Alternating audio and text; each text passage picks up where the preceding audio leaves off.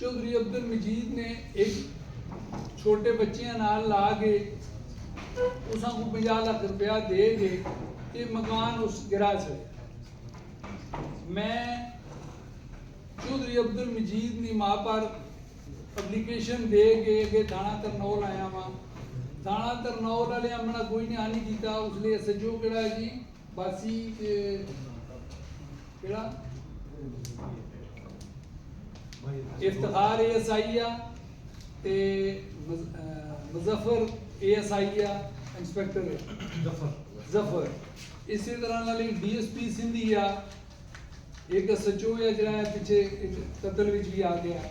इन्होंने वो मकान मंडा गिरा के मटीरियल चुरा के लै गए ने। एप्लीकेशना दे के मैं रज गया उस सजू मां थमा करके उस मां टाल मटोल कर।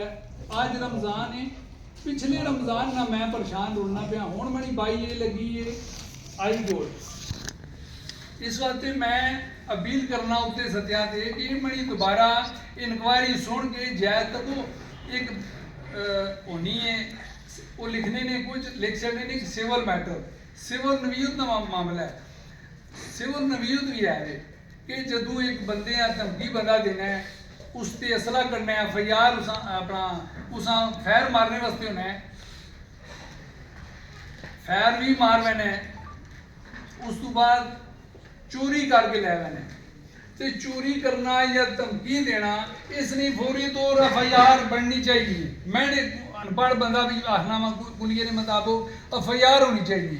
ये कहे कि इसने इंक्वायरी शुरू हो गई थी, यार चोरी हो गई है, एक धमकियां बंदा पे देना है, असला चाहिए है बंदियां कोल, मकान गिरा के अज उत्थे एक इतनी बट्टा टीम एक कोई शह नहीं गई, उन्हें ब्लेड मार के साफ कर खड़े। जमीन मैं सच आना वा कि उस नहीं है यार, मैं कब्जा तो नहीं देता ना जिसनी पेमेंट जी है मंडी इसनी भी रहनी 4 करोड़ पढ़ो जी पढ़ के सजाद साहब दसने ने तफसील पूरी। मैंने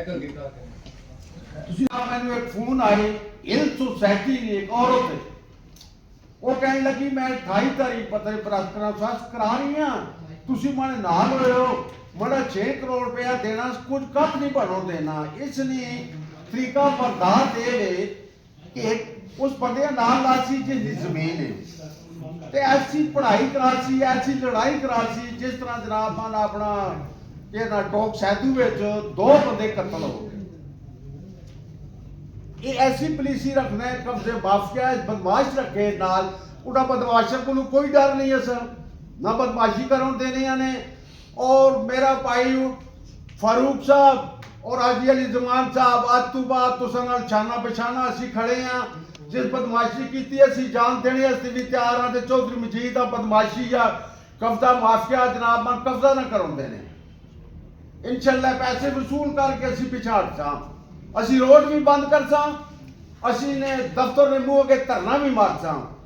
ये जो कुछ है मैंने पता है, ये किताब च आके आना होना अपना TNT नहीं करने जनाब मन तेज जहा बंदा है, फनकार है बड़ा पुराना जनाब, फनकारी करके किथे पहुंच गए। और गरीब लोगों ने कब्जे विच कई लोग ऐसे गरीब ने जिन्होंने 5-10 बंदे आ गई वो आने को कराया नहीं दिता रोल जुला, तो कौन इन्होंने मतलब मथा लावे। इस बदमाशी बनाई है अपना शलैक करने वास्ते या थाने दरखास्त दी सी या किसी को फोन करा सी प्रेशर डाल सी यार कि ये पिछड़ा हट जाओ। ये लोग और सोनी मजीद हो आज तो बाद इंशाल्लाह ताला तुझको वसूल करने राजी जमान ने पैसे और मेरे भाई फारूक की जमीन भी वापस करानी है इंशाल्लाह। मेहरबानी जनाब। कि हमारी आपस में सेटलमेंट हो गई है तो मैं सारे जितने भी मेरे दावे हैं जितने भी मेरे केसेस हैं मैं सारे वापस लेता हूँ। उसके अंदर भी मैं जो है ना जो आई साहब ने लिखा है कि मैं राजा अली जमान वालद मुनसबदार साकनपेट पड़िया तहसील इस्लामाबाद का रहशी हूँ, मुतजज़ला अलफ बयानदी देता हूँ कि चौधरी मजीद के खिलाफ फौजदारी मुकदमा नंबर 1/417 आप 2018 थाना तरनौल बजुर्म 406/34 बदालत नसर Minallah judicial magistrate Islamabad waste मुकदमा नंबर 323। इसी तरह मुख्तलिफ मुकदमे सारे मेरे ख्याल में भाइयों के मैंने दिए भी हैं, कापी दिए भी हैं। تو اس میں یہ لکھوا کر اس کے بعد حاجی صاحب کو 10 روپے بھی نہیں دیے، اور یہ جو پیمنٹ کا شیڈول ہے وہ بھی ساتھ میں نے بھائیوں کو دیا ہے، اس میں بھی یہ جو ہماری پیمنٹ جس کے پاس بقایا ہے وہ 8,81,48,250 روپے ہے۔ تو یہ حاجی صاحب کی پیمنٹ ذاتی اپنی نہیں تھی، اپنے بھتیجوں کی، اپنے بھائیوں کی تھی۔ تو حاجی صاحب کا جو اس وقت گزارش ہے وہ یہی ہے کہ آپ کی وساطت سے اللہ آپ کو اجر دے اس چیز کا کہ آج آپ نے ہمیں جو ہے نا سنا، اور ہمیں امید ہے کہ آپ ہماری اس آواز کو آگے پہنچائیں گے۔